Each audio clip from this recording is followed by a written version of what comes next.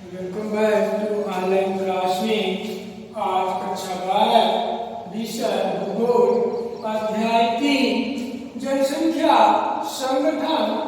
जनसंख्या संगठन के अंतर्गत आज हम लोग साक्षरता पर अध्ययन करेंगे कि साक्षरता है क्या, जनसंख्या संगठन के अंतर्गत साक्षरता का क्या महत्व है।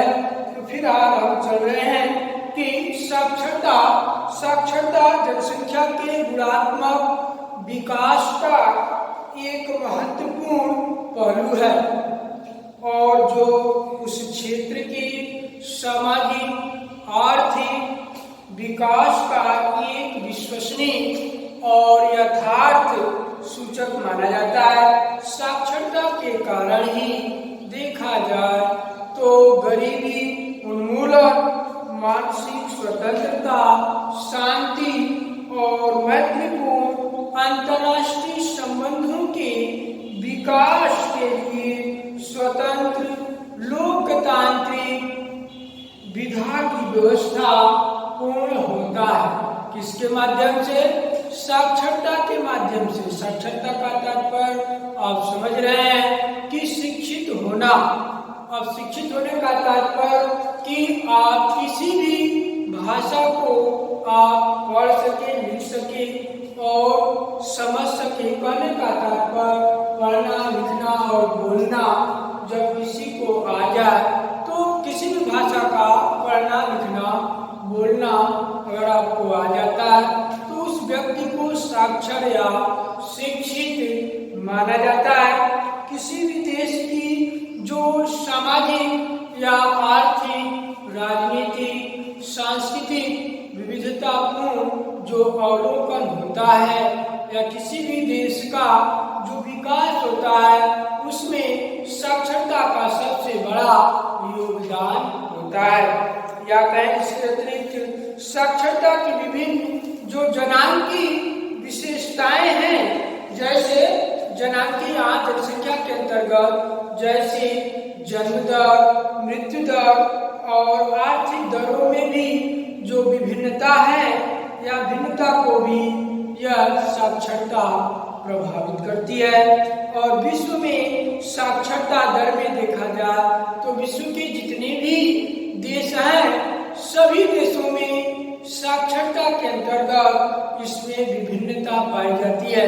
कहने का तात्पर्य कि साक्षरता सभी देशों में एक समान नहीं है और जन्म दर, मृत्यु दर के साथ साथ स्त्री पुरुष की भी साक्षरता को अगर आप देखेंगे तो पुरुषों के बराबर स्त्रियों की भी साक्षरता नहीं है। ठीक वही चीजें आप देखेंगे आपके देश में जो भी राज्य हैं सभी राज्यों में एक समान साक्षरता का दर नहीं है। ठीक वैसे ही पूरे विश्व में देखा जाए तो सभी देशों में साक्षरता दर एक समान नहीं है।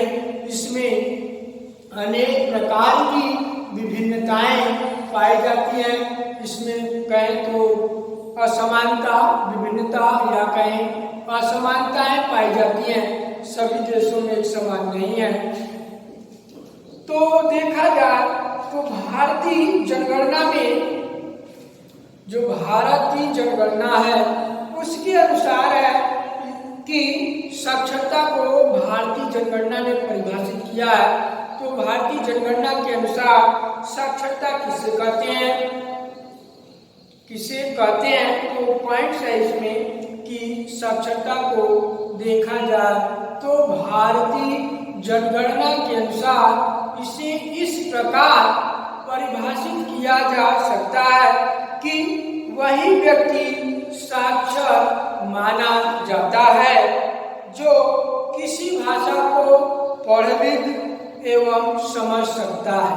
कहने का तात्पर्य कि साक्षर वही व्यक्ति माना जा सकता है जो किसी भाषा को पढ़ लिख एवं समझ सकता है। ये परिभाषा हमारे भारतीय जनगणना के अनुसार है। इसी में संयुक्त राष्ट्र संघ के अनुसार है। संयुक्त राष्ट्र संघ ने साक्षरता की क्या परिभाषा दी है उसके बारे में है कि संयुक्त राष्ट्र संघ के अनुसार साक्षरता का तात्पर्य अपने दैनिक जीवन में साधारण कथन को समझ लेने के साथ साथ उसको लिख लेने एवं पढ़ लेने की योग्यता से है। एक बार इसे पुनः सुने। साक्षरता संयुक्त राष्ट्र संघ के अनुसार साक्षरता की जो परिभाषा है वह है कि साक्षरता वह अपने दैनिक जीवन में साधारण कथन को समझने के साथ साथ उसको लिख लेने एवं पढ़ लेने की योग्यता है। कहने का तात्पर्य कि साक्षर वही व्यक्ति है जो पढ़ लिख सके, समझ सके और समझने के साथ साथ उसको अपने आप में आत्मसात करे, बुद्धि उसका बढ़े और साक्षरता के माध्यम से देखा जाए तो किसी भी देश का आर्थिक डेवलपमेंट या आर्थिक विकास तीव्र गति से होता है। जैसा कि पिछले अध्यायों में आपने देखा होगा कि विकसित और विकासशील देशों की जो बातें थी कि जो विकसित राष्ट्र हैं वे हर एक क्षेत्रों में काफी आगे बढ़ चुके हैं, जबकि विकासशील देश उन विकसित राष्ट्रों की अपेक्षा अभी काफी पीछे लेकिन विकास के पथ पर आगे बढ़ रहे हैं। तो इसमें सबसे प्रमुख है साक्षरता। तो अब साक्षरता में आता है कि साक्षरता दर में भिन्नता। साक्षरता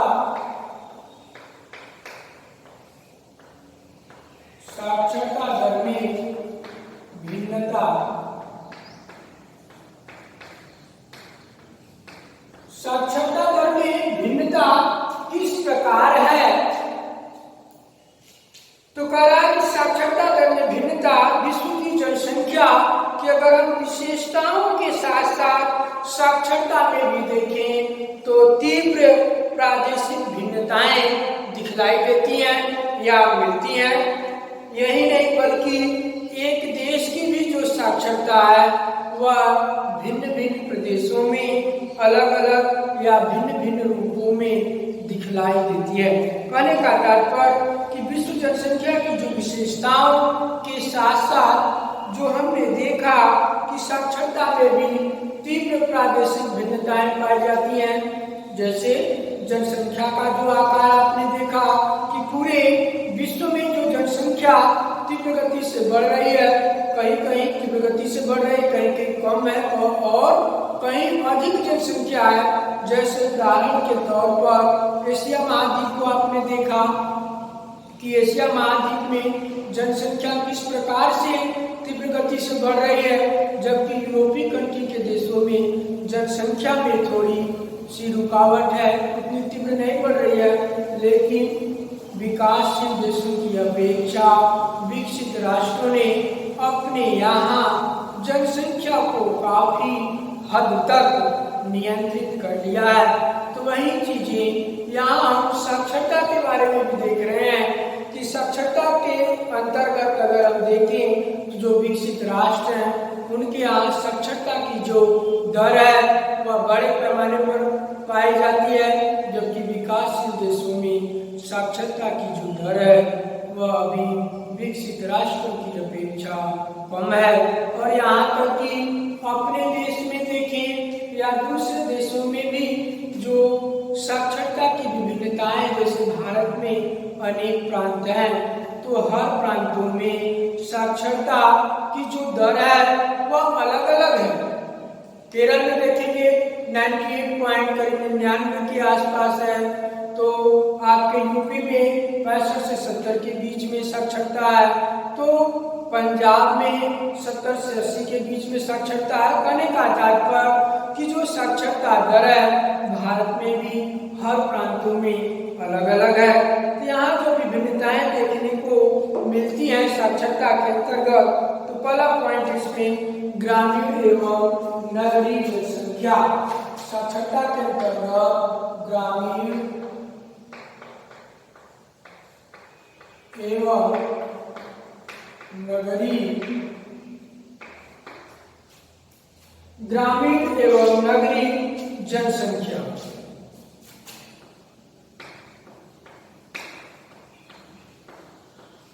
तो यहाँ साक्षरता दर में जो भिन्नता की बात आती है, ग्रामीण और नगरीय जनसंख्या, तो आपने देखा होगा पिछले अध्यायों में कई बार आपको बताया होगा कि ग्रामीण एवं नगरीय जो जनसंख्या है, जो गांव की जनसंख्या और नगर की जनसंख्या दोनों में काफी कुछ असमानताएं हैं।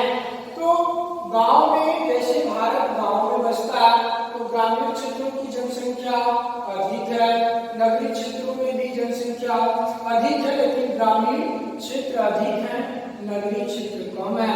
तो नगरों की अपेक्षा ग्रामीण क्षेत्रों में जनसंख्या अधिक है।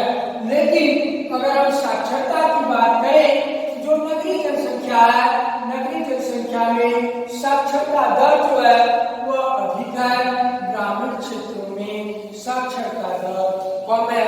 तो साक्षरता दर में जो भिन्नता है, तो पहला पॉइंट आता है ग्रामीण एवं नगरीय जनसंख्या। तो ग्रामीण क्षेत्रों में साक्षरता दर कम है, स्कूल कॉलेज अब बढ़ रहे हैं, खुल रहे हैं, लेकिन अब फिर भी नगरीय जनसंख्या की साक्षरता दर की अपेक्षा हमारे ग्रामीण क्षेत्रों में साक्षरता दर अभी कम है। दूसरा पॉइंट क्या आता है? दूसरा पॉइंट है कि पुरुष एवं स्त्री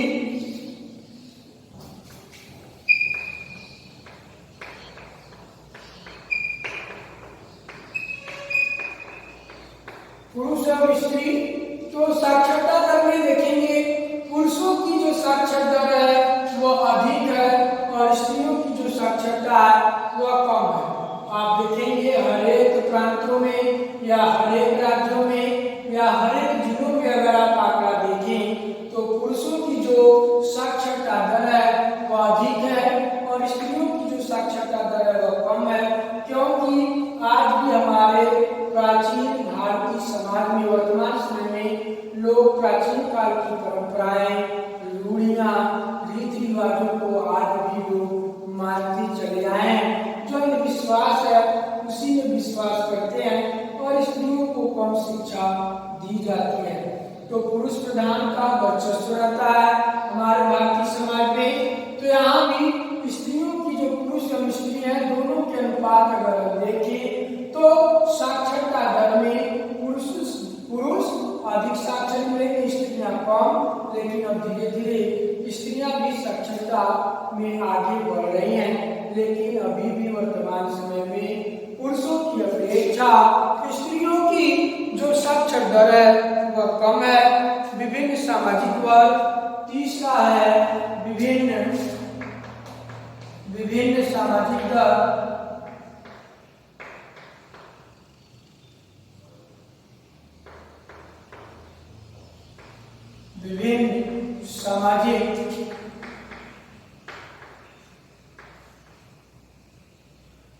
विभिन्न सामाजिक वर्ग। तो विभिन्न सामाजिक वर्गों में भी अगर आप देखें, अब यहाँ विभिन्न सामाजिक वर्ग का तात्पर्य जैसे हमारे यहाँ जाति के अंतर्गत जो हर एक कास्ट अलग अलग है, तो विभिन्न सामाजिक वर्गों में जो हमारे यहाँ जातियां हैं, जैसे प्राचीन काल में ब्राह्मण, क्षत्रिय, वैश्य और शूद्र, भारतीय समाज 4 वर्गों में जो बटा हुआ था, ब्राह्मण, क्षत्रिय, वैश्य और शूद्र, तो उसमें साक्षरता दर में ब्राह्मण श्रेष्ठ थे, उसके नीचे क्षत्रिय, उसके नीचे वैश्य, उसके बाद शूद्र। तो जो विभिन्न सामाजिक वर्ग है, आज आप देख रहे हैं हमारे यहाँ अनेक प्रकार की जो जातियां, जैसे ब्राह्मण, ठाकुर, लाला, ये जो जातियां हैं, उसके साथ साथ पिछड़ी जातियों में आप देखेंगे कि पटेल वर्ग। तो ये दो जातियों में विभिन्न जो सामाजिक वर्ग हैं, तो सभी वर्गों में या जो दलित हैं या पिछड़ी जाति के हैं या जो सामान्य वर्ग के व्यक्ति हैं, इन सभी में साक्षरता दर जो है सब में अलग अलग है। कहने का तात्पर्य कि जो जनरल वर्ग के हैं, खास करके जिनको हम सामान्य वर्ग कहते हैं, उनकी साक्षरता दर अधिक है पिछड़ी जातियों में साक्षरता दर सामान्य वर्ग की अपेक्षा कम है और अनुसूचित जाति और अनुसूचित जनजाति के व्यक्ति जो है उनमें देखें तो उनमें भी साक्षरता दर पिछड़ी सामान्य वर्ग और पिछड़ी जातियों की अपेक्षा अनुसूचित जाति और अनुसूचित जनजाति में जो साक्षरता दर है वह कम है। यही विभिन्नताएं इसमें हैं। विभिन्न व्यवसायिक वर्ग, तो विभिन्न व्यवसायिक वर्ग का तात्पर्य कि चौथा है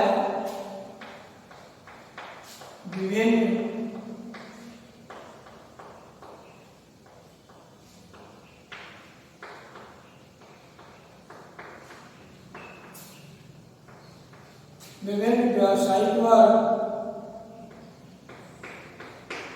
तो यहाँ व्यवसायिक वर्ग का तात्पर्य है कि जो विभिन्न प्रकार के व्यवसाय करते हैं, जैसे हमारे यहाँ जो अनेक प्रकार की जातियां हैं, जैसे सामान्य हुए, पिछड़ी जाति के हुए, अनुसूचित जाति, जनजाति, तो इनमें जो विभिन्न प्रकार के व्यवसाय करने वाले जो व्यक्ति हैं उनमें भी साक्षरता दर में जो है विभिन्नता पाई जाती है। कहने का तात्पर्य कि जो मार्केट या बाजार आप देख रहे हैं, बाजारों में अनेक प्रकार के जो बनिया या कायस्थ या कहें जो अनेक प्रकार के व्यवसाय करने वाले व्यक्ति हैं, तो उनमें भी साक्षरता दर में अनेक प्रकार की असमानताएं पाई जाती हैं। तो ये जो साक्षरता दर में भिन्नता है यह अनेक रूपों में है। ग्रामीण एवं नगरीय जनसंख्या, स्त्री और पुरुषों की विभिन्नता, विभिन्न सामाजिक वर्ग, विभिन्न व्यवसायिक वर्ग, इन सभी में अगर आप देखें तो सभी में साक्षरता दर जो है वह एक समान नहीं है और साक्षरता दर में विभिन्नता अनेक प्रकार की दिखलाई देती है। तो विश्व में देखा जाए जो विकासशील देश हैं, विकासशील देशों में जो जहां साक्षरता की क्रांति की प्रथम अवस्था चल रही है, जो साक्षरता के दौरान महत्वपूर्ण घटनाओं के साथ साथ देखा जाए तो अपने स्वरूप को भी प्राप्त करते हैं, और वहीं ग्रामीण और नगरीय क्षेत्रों में जो साक्षरता दर है वह अपने आप में बहुत बड़ा अंतर मिलता है। कहने का तात्पर्य कि साक्षरता दर की जो बात आती है खास तौर से ग्रामीण एवं शहरी क्षेत्रों में तो बड़ी असमानताएं हैं। साक्षरता दर ग्रामीण क्षेत्रों का कम और नगरीय या कहें नगरीय जो जनसंख्या उनकी साक्षरता दर काफी बेहतर है, क्योंकि नगरों में पढ़ने के लिए और स्कूल कॉलेज की व्यवस्था, उसके साथ साथ वहाँ स्त्रियों की स्वतंत्रता पूर्वक या कहें स्त्रियां स्वतंत्र रूप से नगरों में अध्ययन कर पा रही हैं, जबकि ग्रामीण क्षेत्र अभी काफी पीछे हैं। ग्रामीण क्षेत्रों में भी स्कूल और कॉलेज खुले हैं, लेकिन नगरों की अपेक्षा अभी साक्षरता दर ग्रामीण क्षेत्र का कम है। तो आवास आधारित साक्षरता में देखें तो जो विषमता या असमानता के मुख्य रूप से इसके 5 कारक माने जाते हैं, और ये कारक निर्धारित किए गए हैं जो निम्न है। कि ये 5 कारकों में पहला कारक माना जाता है कि नगरीय केंद्रों में ये जो साक्षरता दर में विभिन्नता है इसके 5 महत्वपूर्ण कारक बताए गए हैं, जो पॉइंट्स में हैं, बड़े बड़े पॉइंट्स हैं। पहला है कि नगरीय केंद्रों में जो नगर हैं, छोटे बड़े महानगर बसे हैं, जैसे आपका कोलकाता हुआ, दिल्ली हुआ, मुंबई हुआ, चेन्नई हुआ, वैसे आपका वाराणसी हुआ, तो ये सब जो बड़े बड़े महानगर बसे हुए हैं, करा नगरीय केंद्रों में सामाजिक चेतना एवं आर्थिक प्रतिरूप ऐसा होता रहा है, और जिसमें ग्रामीण क्षेत्रों की तुलना में देखा जाए तो नगरीय क्षेत्रों की जो साक्षरता दर है वह अधिक है और वहाँ आवश्यकताएं अधिक होती चली जाती हैं। 5 मिनट हो चुके। तो ये जो नगरीय केंद्रों की बातें हो रही हैं, जो साक्षरता दर की बातें हैं, तो आर्थिक रूप से ऐसा प्रतीत होता है कि ग्रामीण क्षेत्रों की तुलना में नगरीय जो क्षेत्र हैं उनमें साक्षरता दर की जो आवश्यकता अधिक होती है। कहने का तात्पर्य कि ग्रामीण क्षेत्रों की अपेक्षा नगरीय क्षेत्र में जो जनसंख्या है वह साक्षरता के प्रति अधिक जागरूक और गंभीर है। दूसरा पॉइंट, ग्रामीण क्षेत्रों की तुलना में देखा जाए तो नगरीय क्षेत्रों में शिक्षा की जो सुविधाएं हैं वह अधिक है। तो यह बातें सही है कि हमारे ग्रामीण क्षेत्रों की अपेक्षा जो नगरीय क्षेत्र हैं उन नगरीय क्षेत्रों में जो शिक्षा की जो सुविधाएं हैं वह अधिक या सुगमता से प्राप्त हैं। वैसे देखें तो नगरों में हर एक स्थानों पर 100, 200, 500 मीटर, 200, 400, 500 मीटर के आसपास आपको प्राथमिक, उच्च प्राथमिक, इंटर कॉलेज और डिग्री कॉलेज आपको मिल जाएंगे थोड़ी थोड़ी जगह पर। तो शहरों में शिक्षा की जो व्यवस्था है वह उन्नत दशा में है। तीसरा पॉइंट है कि नगरीय नागरिक जनसंख्या ग्रामीण जनसंख्या की अपेक्षा जो है सामाजिक, आर्थिक, राजनीतिक इत्यादि दृष्टिकोण से बच्चों को शिक्षा देने में भी वे अधिक जागरूक होते हैं। कहने का तात्पर्य कि जो नगरीय जनसंख्या है वह ग्रामीण जनसंख्या की अपेक्षा देखा जाए तो सामाजिक रूप से, आर्थिक रूप से, राजनीतिक इत्यादि के दृष्टिकोण से बच्चों को शिक्षा देने में देखा जाए तो वे अधिक जागरूक रहते हैं। कहने का तात्पर्य कि शहरों में अनेक प्रकार की सुविधाएं व्याप्त है। हमारे ग्रामीण क्षेत्रों की अपेक्षा नगरों में आम जनता के लिए या कहें प्रति व्यक्ति के लिए जो सुविधा है वह अधिक है। चौथा, नगरीय समाजों में स्त्रियों का जो सामाजिक दर्जा होता है वह उच्च होता है, ऊंचा स्थान होता है, क्योंकि ग्रामीण क्षेत्रों की तुलना में शहरों में स्त्रियों को पढ़ने के लिए अधिक छूट दी जाती है। कहने का तात्पर्य कि हमारे ग्रामीण क्षेत्रों से जो नगरीय क्षेत्र की स्त्रियां हैं वे अपने आप में स्वतंत्र हैं और उनको शिक्षा ग्रहण करने का भी अधिकार अधिक है, क्योंकि नगरों में लोग रोजगार के लिए या किसी कार्य के लिए जाते हैं। गांव में आप देखते हैं ग्रामीण क्षेत्रों की जो स्त्रियां हैं वह थोड़ी सी शिक्षा ग्रहण करने के बाद अपने पारंपरिक जो घर के कार्य होते हैं या कोई छोटे मोटे व्यवसाय होते हैं उसी में कार्य करने के लिए लग जाती हैं, जबकि नगरों की जो स्त्रियां हैं वे बड़े पैमाने पर स्वतंत्र हैं और उच्च शिक्षा भी वे ग्रहण कर लेती हैं। तो पढ़ने के लिए उनको छूट भी मिलती है नगरों में, लेकिन ग्रामीण क्षेत्रों में ऐसी दशाएं नहीं पाई जाती। चौथा, पांचवा है कि शिक्षित लोग का तात्पर्य कि जो हमारे ग्रामीण क्षेत्र के व्यक्ति हैं वे रोजगार के लिए शहरों की ओर या नगरों की ओर पलायन करते हैं, नगरों में रोजगार खोजने के लिए जाते हैं। तो देखा जाए तो ग्रामीण क्षेत्रों से लोग नगरों की ओर रोजगार के लिए आते हैं और इस प्रक्रिया में ग्रामीण क्षेत्रों की तुलना में नगरों की जो साक्षरता दर है वह काफी बढ़ चुकी है और फिर भी वर्तमान समय में देखा जाए तो ग्रामीण और नगरों के बीच अब थोड़ा अंतर कम होता चला जा रहा है, क्योंकि गांवों में भी अब धीरे धीरे स्कूल और कॉलेज खुलने प्रारंभ हो गए हैं और इन क्षेत्रों में भी सामाजिक, आर्थिक और राजनीतिक चेतना जो आम जनता के अंदर जागृत होती चली जा रही है। तो ये विश्व की जो विकसित देश हैं वहाँ की जो साक्षरता है उच्च साक्षरता दर मिलती है। विकसित जो राष्ट्र हैं जैसे इंग्लैंड हुआ, फ्रांस हुआ, इटली हुआ, जर्मनी हुआ, ब्रिटेन हुआ, अमेरिका हुआ, तो इन सब देशों में आप देखें तो बड़े पैमाने पर जो साक्षरता दर है वह बड़े पैमाने पर मिलती है और विकासशील देशों में आर्थिक विकास की कमी के कारण देखा जाए तो विकासशील देशों में जो साक्षरता दर है वह काफी कम है।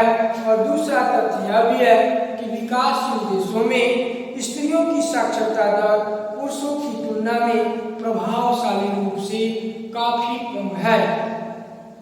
कहने का तात्पर्य कि जो विकासशील देश हैं, विकासशील देशों में पुरुषों की साक्षरता की अपेक्षा स्त्रियों की जो साक्षरता दर है वह काफी कम है। जबकि विकसित राष्ट्रों में अगर आप देखें तो पुरुषों के समान स्त्रियां भी साक्षर हैं, लेकिन विकासशील देशों में जो साक्षरता की बात जहां आती है वहां बड़े पैमाने पर पुरुषों की अपेक्षा स्त्रियों की जो साक्षरता दर है वह काफी कम है। और कुछ छोटे देशों में, जैसे खासतौर से मुस्लिम देशों में, अरब कंट्री जैसे पाकिस्तान, अफगानिस्तान हुआ, अरब हुआ, ईरान हुआ, इराक हुआ, इन सब देशों में देखा जाए तो स्त्रियों की साक्षरता दर बहुत ही कम है। और जैसे साधारण साक्षरता सभी प्रकार के पुरुष के साक्षरता के साथ मिलती है।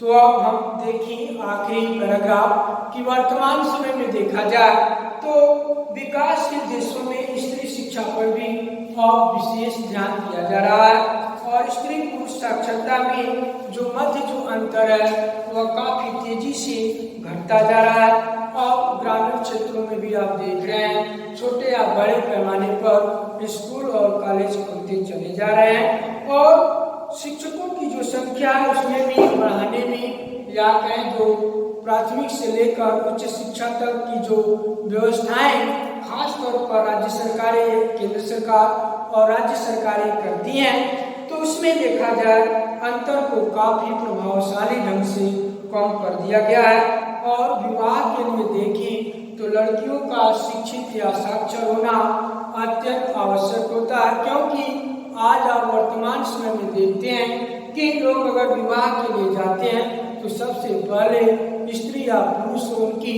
साक्षरता दर को ही मापा जाता है। तो आज आप देख रहे हैं कि माता पिता जो है अपनी संतानों के लिए शिक्षा पर बड़े ढंग से जोर दे रहे हैं या हर एक बच्चों को शिक्षित करना चाहते हैं। तो आर्थिक विकास में देखा जाए तो साक्षरता का जो स्तर या जो पैमाना है वह बड़े पैमाने पर इसका जो कारण और परिणाम दोनों है। कहने का तात्पर्य कि किसी भी देश का जो आर्थिक विकास है उस आर्थिक विकास में साक्षरता का सबसे महत्वपूर्ण स्थान माना जाता है। और भारत में साक्षरता दर 7 वर्षों से अधिक देखा जाए तो अधिक आयु के वाले जनसंख्या में उस प्रतिशत को भी सूचित करता है जो पढ़ लिख सकता है और जिसमें समझ के साथ साथ अंकगणितीय परिकलन का तात्पर्य कि वह गणित के हिसाब को भी पढ़ लिख सकता है, या अंकगणितीय परिकलन का तात्पर्य होता है कि हर व्यक्ति गणित के जोड़ घटाव या गुणा भाग आसानी से कर सके, जिसे हम गणितीय परिकलन कहा जाता है। तो कहने का तात्पर्य कि आर्थिक विकास में जिस भी देश में साक्षरता दर जितना अधिक होगा वह देश विकास के पथ पर तीव्र गति से आगे बढ़ेगा। इसी के साथ आज यह पाठ समाप्त होता है। जनसंख्या संगठन ये पाठ 3 समाप्त हुआ। नेक्स्ट वीडियो में हम आपको पहले अध्याय का पहला क्वेश्चन जो है वो ये बहुविकल्पी, अतिलघुत्तरी, लघुत्तरी और विस्तृत 4 प्रकार के क्वेश्चन होंगे। बहुविकल्पी जो क्वेश्चन है वे आपको किताबों से मिल जाएंगे और बाकी जो अतिलघुत्तरी, लघुत्तरी और दीर्घोत्तरी है वे नोट्स आपको ऑनलाइन भेजे जाएंगे। धन्यवाद।